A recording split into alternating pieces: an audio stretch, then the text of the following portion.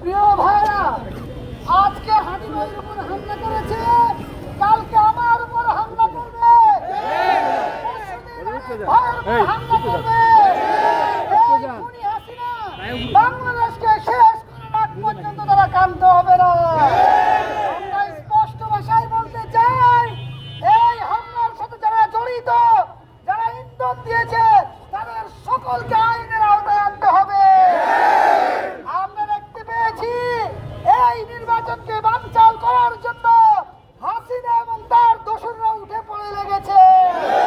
আমরা স্পষ্ট ভাষায় বলতে চাই, ঢাকা শহরের যেখানে যেখানে যারা সন্ত্রাসী রয়েছে, তাদের বিরুদ্ধে প্রশাসনকে জিরো টলারেন্স নিতে হবে।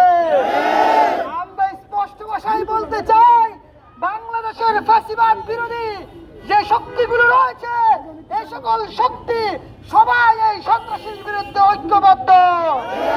আজকে আপনারা দেখেছেন বিএনপি আজকে বিবৃতি দিয়েছে, ইসলামী আন্দোলন বিবৃতি দিয়েছে, জামাত দিয়েছে, এনসিপি দিয়েছে।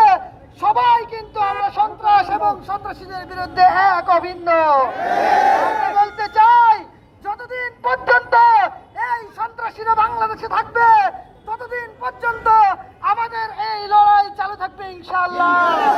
ইনকিলাব জিন্দাবাদ। আপনাদের সবাইকে ধন্যবাদ।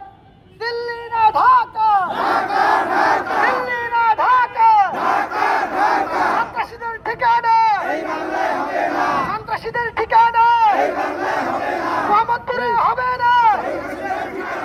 সন্ত্রাসীদের ঠিকানা, সন্ত্রাসীদের ঠিকানা।